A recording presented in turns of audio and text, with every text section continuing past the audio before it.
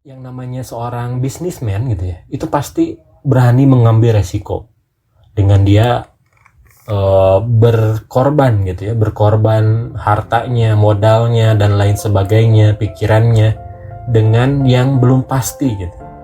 Tapi ini beda tipis dengan seorang penjudi.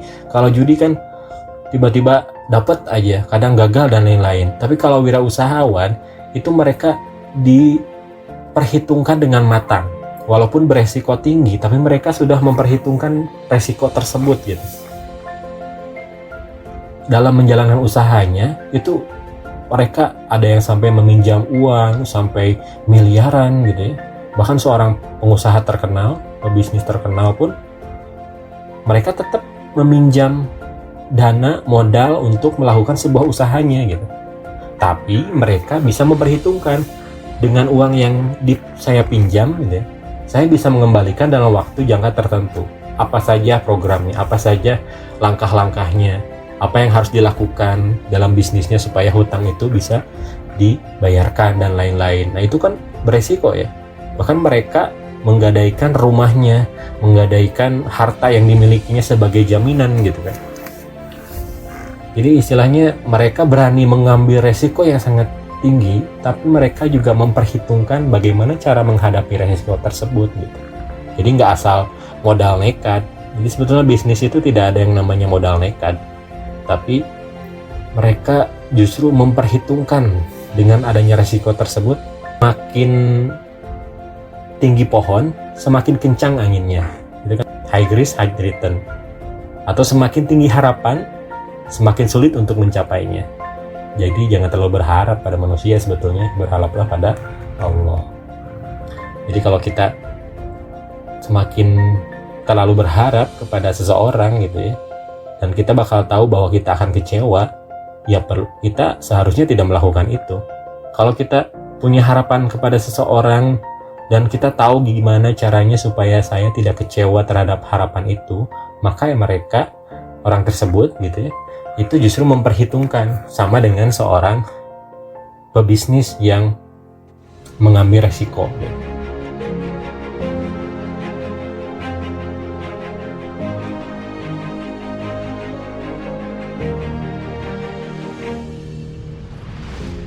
Bismillahirrahmanirrahim. Assalamualaikum warahmatullahi wabarakatuh. Waalaikumsalam warahmatullahi wabarakatuh. Alhamdulillahirrahmanirrahim. Silahkan bagi yang belum menyalakan kameranya on cam, dinyalakan supaya terlihat, supaya bisa saling menyemangati lewat tatapan kalian, senyum-senyum terbaik kalian.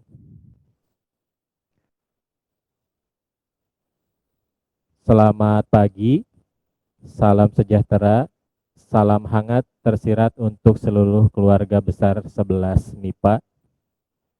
Hari ini kita akan membahas tentang perencanaan usaha. Seperti yang pernah kita rencanakan pada saat itu, nah sekarang kita akan bahas tentang perencanaan usaha. Tapi sebelumnya, kalian bisa buka ruang kelasnya masing-masing. Silahkan bagi yang menggunakan laptop bisa membuka langsung ruang kelasnya, baik itu di aplikasi ataupun di browser. Ya, jangan lupa absen diisi seperti biasa dan menjawab kuis, karena hari ini akan ada kuis 1.2 yang harus kalian jawab. Sudah ada di ruang kelas? Ada ya? Bagi kalian yang menggunakan handphone, zoom-nya boleh di swipe dulu, dipindahkan dulu ke ruang kelasnya masing-masing. Silahkan dijawab pertanyaannya, ada 10 pertanyaan kuis yang dikerjakan dengan waktu maksimal 5 menit dari sekarang.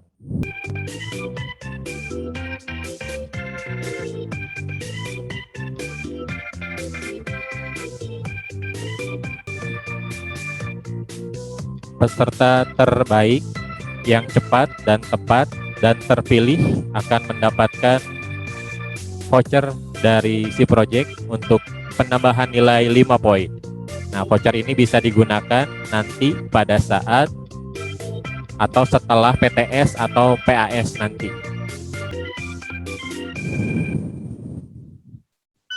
Oke, waktu habis. Oke, nanti akan saya pilih 5 peserta terpilih yang cepat, tepat, dan terpilih tentunya ya, nggak cukup benar saja. Nanti akan mendapat siapa saja yang akan mendapatkan voucher penambahan nilai 5 poin. 5 orang terpilih yang akan mendapatkan voucher dari si project adalah yang pertama Gabriel Haryada Purba. Ada? Ada ya. Yang kedua Rishad Ben. Yang ketiga ada Salsha. Yang keempat ada Sabila Anggraeni. Yang kelima ada Filia Malahayati. Gitu. Jadi nanti kelima tersebut nanti akan saya japri dan saya akan kirimkan voucher penambahan nilai sebanyak 5 poin. Nah, itu bisa digunakan nanti di ruang kelas akan ada formnya untuk diisi khusus kalian yang mendapatkan voucher dan bisa menambah nilai PTS. Misalkan nanti PTS atau PAS nilainya tuh 50 atau 70 misalkan. Kalian bisa gunakan voucher itu tanpa harus remedial gitu. Nah, bagi yang lain masih ada kesempatan di setiap tatap muka daring kita akan selalu mengadakan kuis seperti ini di awal ya. Jadi disiapkan supaya nanti bisa menambah amunisi nilainya gitu ya. Lumayan 5 poin itu suatu yang cukup besar ya untuk nilai PTS atau PAS. Oke, sekarang kita akan lanjut. Hari ini kita akan membahas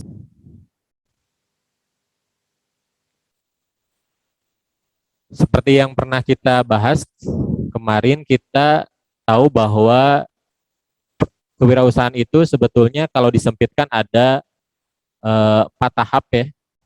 Tahap merencanakan, tahap melaksanakan, tahap mempertahankan, dan tahap mengembangkan. Di mana setiap tahapan ini ada proses yang harus dilakukan. Gitu. Nah, seperti yang sekarang kita akan bahas tentang bagaimana merencanakan sebuah usaha. Bagaimana kita memulai sebuah usaha atau membuat sebuah bisnis plan.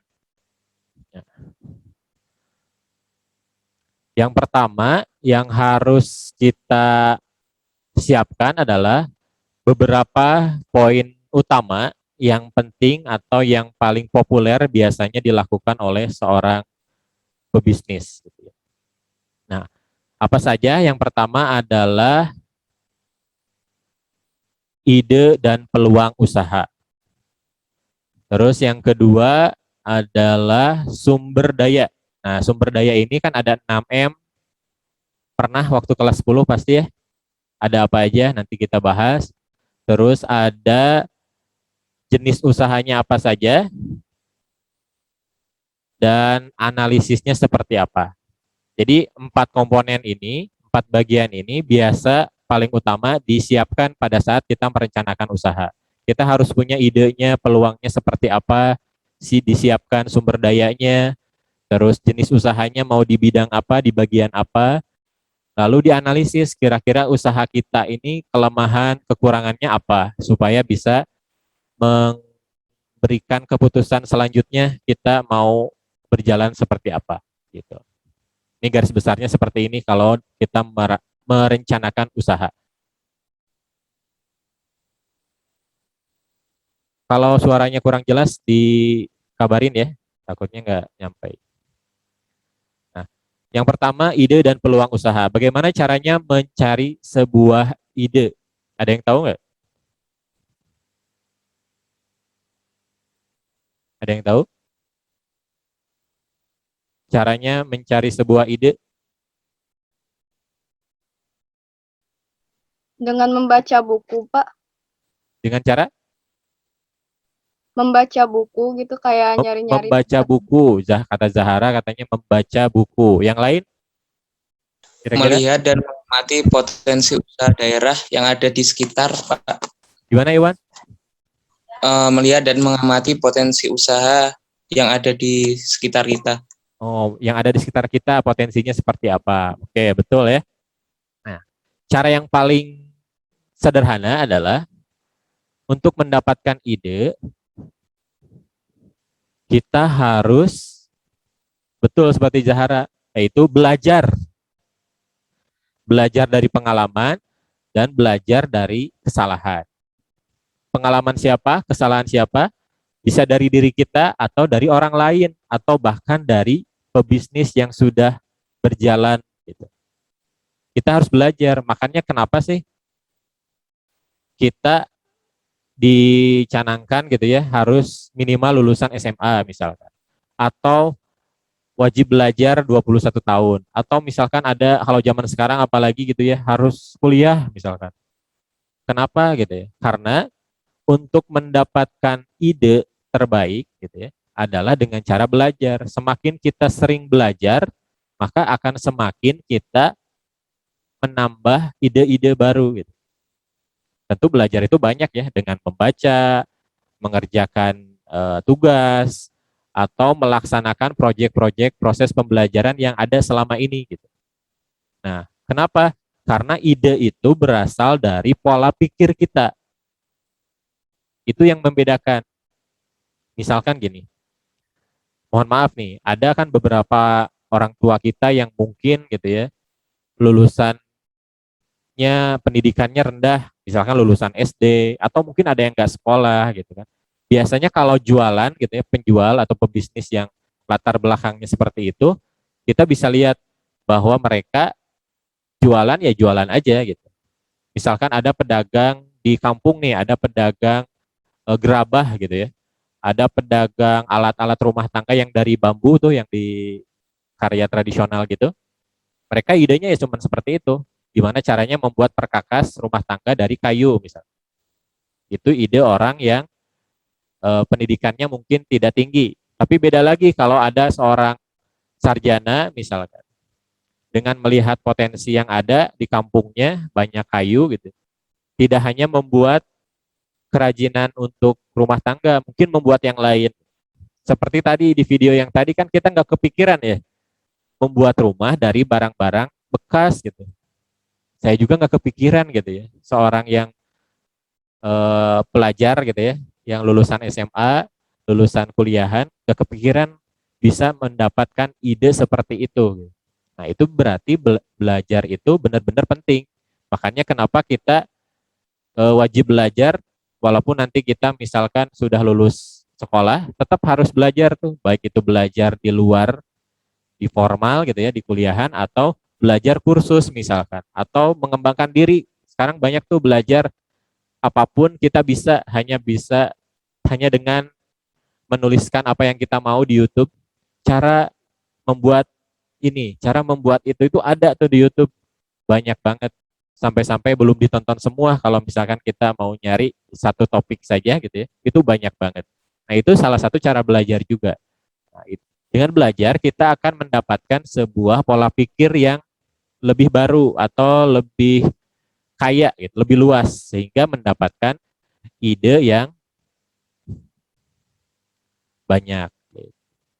Nah, belajar dari pengalaman itu, misalkan selama ini para pebisnis itu seperti apa, kita bisa pelajari itu. Kenapa ya pebisnis sekarang pada jualan ini gitu. Kita belajar, akhirnya kita mendapatkan ide. Atau belajar dari kesalahan.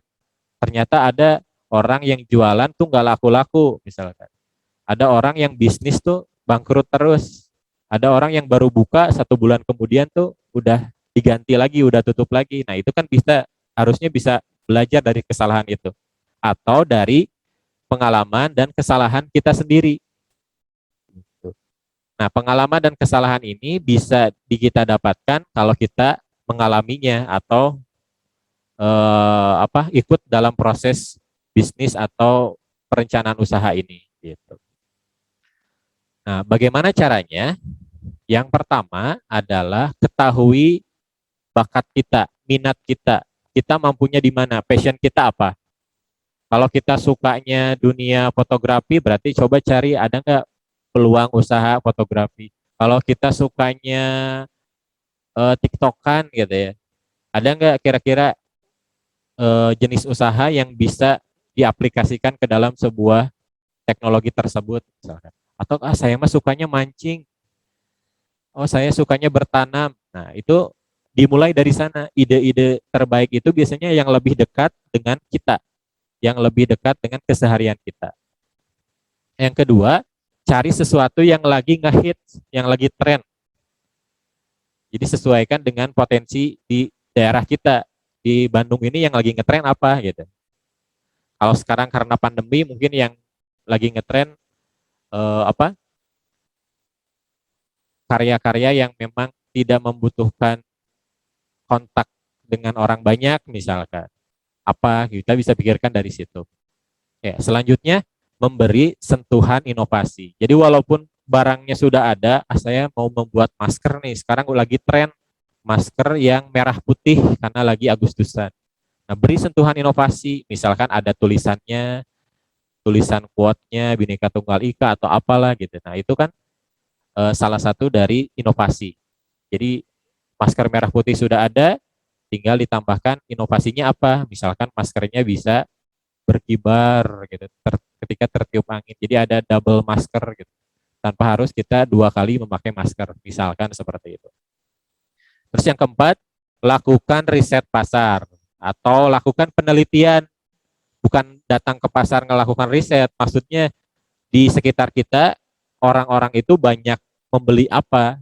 Kita bisa tanya langsung ke masyarakat. Makanya banyak orang yang melakukan kuesioner kan, suruh ngejawab gitu kira-kira yang disuka apa.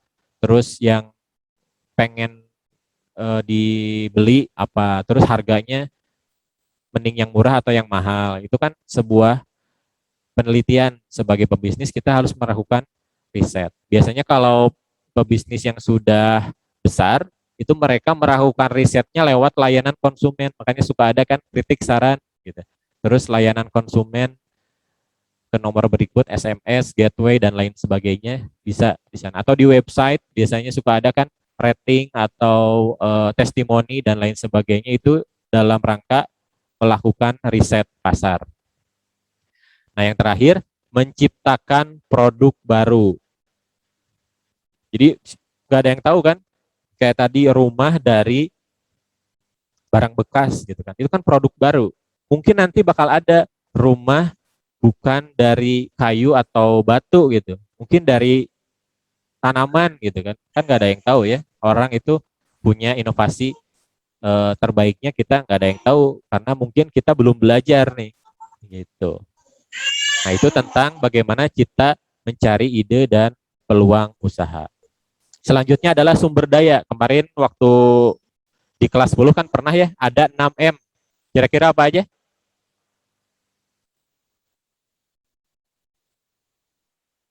Saya Pak, pengen jawab. Ya, siapa? Iwan. Iwan 11. lagi. Oke. Ya 12 Pak. Oke. Apa aja? Yang pertama money, method, Money. mesin, main, material, sama market. Oke, betul ya. Itu pasti ada di buku juga banyak kok. Nah, yang pertama kita ulas lagi aja. Yang pertama money itu adalah modal. Jadi bukan hanya uang ya. Money itu artinya uang, tapi bukan hanya uang. Modal itu banyak. Misalkan saya punya punya tanah gitu ya. Sekian hektar, karena di daerah situ banyak yang punya mobil, ya udah saya buat aja garasi. Saya sewa garasi bisnisnya. Nah, itu kan modalnya adalah tanah, bukan uang gitu. Contohnya. Nah, selanjutnya man itu adalah sumber daya manusianya. Pekerjanya, siapa pelaku usahanya, itu udah tahu ya. Terus ada material ini bahan baku yang digunakan untuk proses bisnisnya. Kalau jualan barang itu udah pasti ya, materialnya adalah barang gitu. Tapi kalau misalkan di bidang jasa, bahan baku ini adalah sebuah ilmu, sebuah jasa. Misalkan ada bengkel, nah, maka bahan bakunya selain spare part gitu ya, adalah ilmu mekanik. Itu adalah bahan baku termasuk kategori material. Atau bisnis pendidikan, bimbel misalnya. Maka bahan-bahannya adalah ilmu pengetahuan. seperti itu. Selanjutnya mesin. Nah, mesin di sini bukan hanya mesin, tapi alat apapun yang digunakan untuk proses bisnis. Misalkan saya mah jualan nggak pakai mesin, cuman keliling aja gitu jualan odading gitu. Mesinnya apa? Ya kan mungkin digoreng di rumah. Nah, maka kompor itu adalah mesinnya gitu. Jadi bukan harus yang teknologi tinggi juga. Metode ini adalah proses atau SOP, standar operasional produksi misalnya. Jadi langkah-langkah membuatnya gimana, langkah-langkah jualannya gimana, prosedur pelayanannya gimana gitu. Terus yang selanjutnya market. Market di sini adalah pasar, tapi bukan pasar yang sesungguhnya. Kayak pasar Andir, Ciroyom, gitu, Jatayu, bukan hanya itu. Tapi market di sini adalah lingkungan usaha. Misalkan di sekolah, marketnya itu anak sekolah biasanya range-nya itu antara harga belinya misalkan dari 10.000 sampai 50.000 gitu. Nggak mungkin ada yang jajan 100.000 sekali beli misalkan. Nah itu market juga kan, pasarnya apa gitu. Atau misalkan di daerah tertentu orangnya di komplek, orangnya orang kaya di Setra Duta misalkan. Berarti kan pasarnya pasar marketnya menengah ke atas. Jadi kita tuh bisa jualan di sana produk-produk yang menengah ke atas seperti itu. Nah, tambahannya adalah informasi. Jadi 6M ini bisa dilinkkan atau dikaitkan dengan sebuah informasi. Makanya di zaman sekarang banyak yang namanya sistem informasi seperti marketplace, website gitu kan. Kemarin tuh di ruang kelas ada yang menanyakan website, mungkin ini maksudnya ya.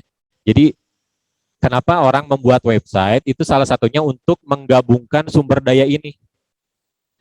Mainnya sebagai adminnya mungkin, bahannya adalah konten yang ada di website tersebut atau di marketplace tersebut gitu kan. Nah, marketnya kita udah jelas orang yang menginstal marketplace tersebut gitu ya. Nah, itu salah satunya adalah disatukan dengan sebuah informasi. Itu adalah sumber daya. Nah, selanjutnya ada jenis usaha. Jenis usaha itu banyak ya. Ada kalau dalam bentuknya ada barang dan jasa. Kalau dalam ukurannya ada usaha UMKM, usaha mikro, kecil, menengah, dan besar gitu. Atau kalau dengan caranya tuh ada mandiri, keagenan, waralaba, merger, akuisisi, dan lain sebagainya. Banyak nih, banyak cara sebetulnya. Ini cuma sedikit. Terus kalau berbadannya, kalau swasta biasanya perseorangan, firma, komanditer, CV ya, CV, PT perseroan terbatas, PD perusahaan dagang. Nah, kalau BUMN biasanya ada persero, ada perusahaan perseroan, ada perum perusahaan umum, ada perjan perusahaan jawatan. Itu biasanya milik negara BUMN. Terus ada juga koperasi dan yayasan. Itu juga sebuah badan usaha karena usahanya banyak, ada bisa barang dan jasa. Menurut sifatnya juga ada profit dan benefit. Jadi usaha itu nggak cuma menghasilkan uang, keuntungannya nggak cuma itu. Banyak kan usaha-usaha digital terutama itu kalau dipikir murah banget misalnya. Karena mungkin mereka mendapatkan benefit. Semakin banyak pelanggan, nah ini benefitnya semakin besar. Mereka akan mendapatkan data pembeli atau data konsumen. Nah, data konsumen ini adalah sebuah benefit atau kekayaan bagi sebuah perusahaan. Gitu. Nah, untuk caranya ini nanti mungkin akan dibahas di lain kesempatan karena banyak nih, ada mandiri. Mandiri itu kayak ya kita sendiri, kita yang jualan, terus kita yang bikin gitu. Kita yang jadi kasir. Kalau keagenan, kita menjadi agen sebuah waralaba. Jadi ada franchise gitu kan, atau enggak sistemnya dropship dan lain sebagainya. Ada merger seperti halnya Gojek dan Tokopedia tuh bergabung. Ada akuisisi membeli perusahaan yang sudah settle misalnya dan lain sebagainya. Nah, untuk cara memulai bisnis ini nanti dibahas di lain kesempatan ya karena lama panjang lumayan satu pertemuan lagi. Nah, selanjutnya ada analisis SWOT. Di kelas 10 pernah ya? Ada yang tahu apa? Selain Iwan?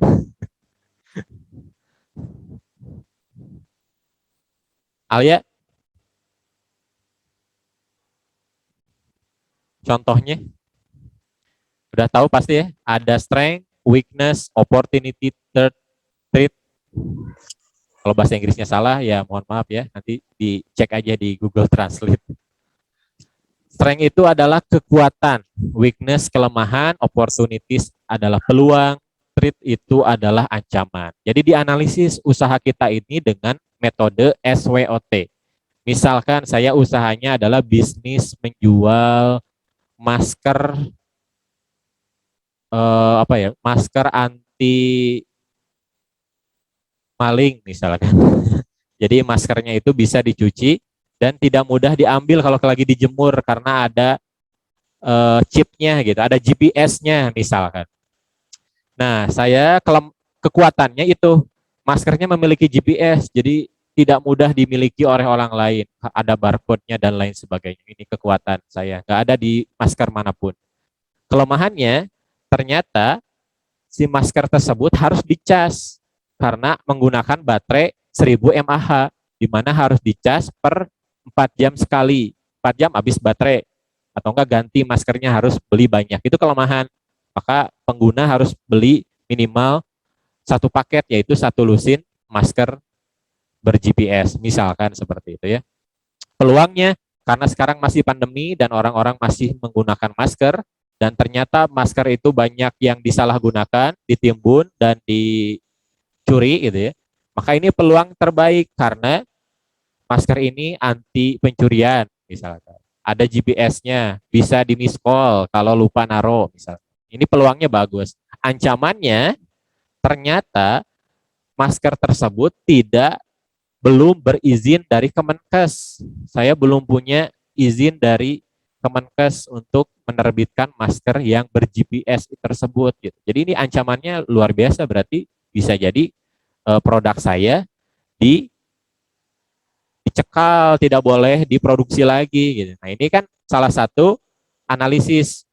Apakah saya akan lanjut jualan? Ya tergantung dari analisis tersebut. Keputusannya berdasarkan analisis yang ada di sini. Untuk penentuan analisis SWOT bisa kita bahas di lain kesempatan yang lebih panjang lagi, bisa di Kulwap ataupun di materi suplemen ya. Selanjutnya, nah perencanaan itu bukti fisiknya adalah proposal usaha. Dari tadi misalkan idenya ada, SDM-nya, terus ada jenis usahanya apa, dan analisisnya seperti apa, maka disusun secara singkat, padat, dan jelas dalam sebuah proposal. Gitu. Harus seperti apa proposal itu? Salah satunya ada pendahuluan, latar belakang, ada profil lengkap usahanya, terus ada produk yang dijualnya apa tentunya ya, terus ada pasar atau marketnya siapa aja, dan analisis SWOT yang tadi dijelaskan. Nah inilah perencanaan usaha yang paling umum ya, paling mainstream yang bisa kita siapkan kalau kita ingin melakukan sebuah usaha. Nah, untuk membuat proposal usaha ini biasanya akan dibahas nanti di kelas 12. Bagaimana kita membuat sebuah proposal usaha. Nah, untuk kali ini di kelas 11 kita cukup tahu isinya tuh apa aja sih di proposal, yaitu yang tadi, perencanaan yang tadi dijabarkan secara detail, jelas, tapi tidak terlalu panjang. Gitu. Karena proposal usaha ini berfungsi untuk sebagai bukti profesionalisme seorang pebisnis dan bisa juga dijadikan sebagai alat untuk mengajukan pinjaman modal, mengajukan merger, mengajukan kerjasama, partnership, atau bahkan bisa dijadikan sebagai alat ukur kesuksesan seorang pebisnis. Gitu. Sampai saat ini ada yang ditanyakan? Silakan. Cukup atau nanti ya, supaya lebih ini. Nah, sifat perencanaan usaha itu ada banyak. Salah satunya adalah harus fokus sesuai dengan tujuan. Jadi ada visi misinya nih. Bikin usaha itu harus ada tujuannya buat apa. Bukan hanya untuk menghasilkan uang saja. Pasti ada misi-misi yang lain. Untuk lingkungan mungkin, untuk misi akhirat mungkin gitu, dan lain sebagainya. Terus selanjutnya ada ada bagian rasional. Jadi usaha itu rencananya itu harus faktual, berdasarkan fakta dan data. Jadi nggak ngarang-ngarang seperti saya tadi bikin masker yang ada GPS-nya, itu nggak rasional karena tidak berdasarkan data. Mungkin bisa rasional beberapa tahun kemudian, mungkin ada yang berpikiran sama seperti saya membuat masker yang ada GPS-nya karena berdasarkan fakta dan data. Tapi untuk saat ini itu tidak rasional misalkan. Selanjutnya estimasi. Ini yang harus diperhatikan bahwa perencanaan itu walaupun sebuah rencana harus ditentukan selanjutnya mau apa gitu. Apa yang harus dilakukan setelah direncanakan? Kapan pelaksanaannya? Misalkan saya udah berencana nih membuat usaha masker GPS, tapi dijualnya di mana, tempatnya di mana, mulainya seperti apa, harganya berapa, itu harus ditentukan di bagian estimasi ini. Terus fleksibel, nah, atau disesuaikan. Jadi proposal ini dijadikan sebagai pedoman. Bukan berarti harus, misalkan saya rencananya membuat masker ber-GPS, tapi dalam kenyataannya ternyata yang dibutuhkan adalah masker yang ber-wifi, ber-hotspot supaya orang bisa tethering ke masker misalkan. Ternyata berubah tuh dari rencana, nggak apa-apa, kan ada sifat fleksibel atau fleksibilitas dari sebuah usaha itu tidak harus persis seperti apa yang kita rencanakan.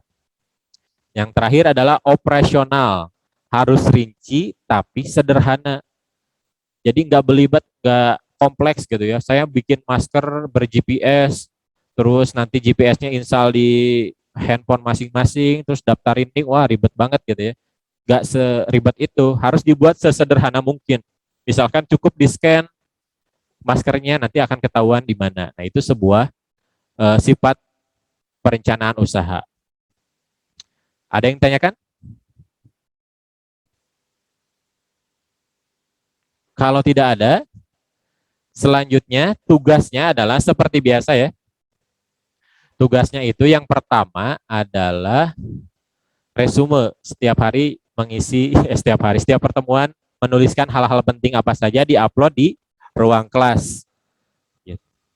Nah, tugas apapun yang saya berikan di ruang kelas itu selalu memberikan waktu yang cukup panjang, yaitu 1 minggu. Waktu itu adalah waktu toleransi. Kenapa saya fasilitasi dengan waktu yang cukup luang, yang cukup banyak, itu untuk memfasilitasi teman-teman kita yang mungkin hari ini tidak bisa hadir karena lagi sakit, atau ada yang lagi vaksin, atau ada lagi menemenin orang tuanya vaksin, atau ada yang lagi turnamen sepak bola, atau ada yang terkendala sinyal, atau yang kuotanya habis, atau yang mungkin sakitnya belum sembuh, udah beberapa hari, maka dengan waktu 1 minggu ini kalian tetap akan mendapatkan nilai terbaik kalian, walaupun pengumpulannya di akhir gitu. Tapi bagi kalian yang sehat, yang ada kesempatan hari ini juga, ya kerjakan hari ini, kerjakan sesuai jadwal pelajaran prakarya, yaitu jam 10 sampai jam 11 gitu. Jadi jangan dinanti-nanti. Kalau bisa kemarin, kenapa harus besok? Nah, tugas Kamis depan, ini buat Kamis depan ya, jangan dikerjakan sekarang. Karena memang belum ada kan tugasnya. Ini hanya bocoran aja, nanti kita akan membuat tugasnya merencanakan proposal usaha. Tapi dalam bentuk draft. Jadi nanti akan beberapa soal ditanya, misalnya yang pertama visinya apa, yang kedua misinya apa, tujuannya apa, nama produknya apa, cara bikinnya gimana. Nah ini hanya sebuah rencana, jadi tidak perlu bagus-bagus gitu ya. Ini kan rencana, tapi dalam proses pembuatannya kalian sambil berdoa, siapa tahu ketika kita membuat rencana ini didengar doanya oleh malaikat gitu. Atau misalkan tidak berdoa pun ketika kalian mengupload menjawab formnya di ruang kelas, mungkin gitu kan teman kita atau saya gitu kan sebagai pemeriksa mendoakan kalian untuk siapa tahu ini menjadi awal dari sebuah bisnis kalian di masa yang akan datang gitu. Jadi pas kapan gitu ya kalian sudah lulus kuliah, aduh kepikiran dulu waktu SMA saya membuat rencana usaha tentang membuat ini. Kayak coba gitu misalnya. Bisa. Jadi kenangan terbaik itu adalah kenangan yang bisa dibuka kembali pada saat masa depan kita. Gitu. Ada yang tanyakan? Silakan.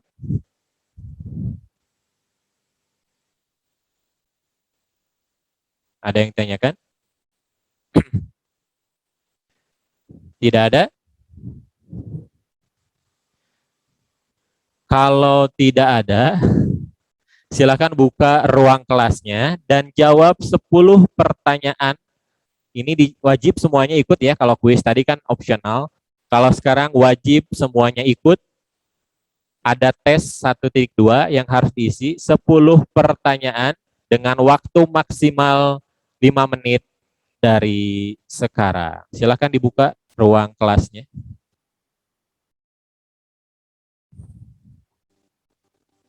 Bagi kalian yang belum bisa mencoba, silakan dicoba sampai jam 1 nanti ya.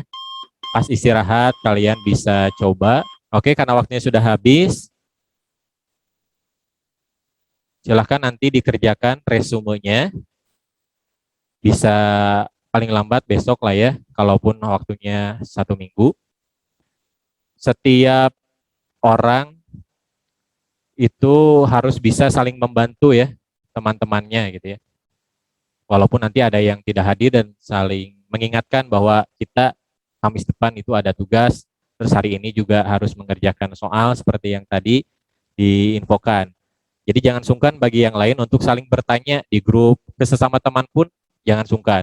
Karena setiap orang adalah guru dan setiap ruang adalah kelas. Serta setiap kesempatan adalah pengalaman. Jadi jadikan pengalaman terbaik kita dengan mengisi kesempatan hidup yang kita lalui hari ini. Terima kasih atas perhatian, mohon maaf atas kesalahan, mudah-mudahan tidak memuaskan. Saya duluan, Assalamualaikum warahmatullahi wabarakatuh.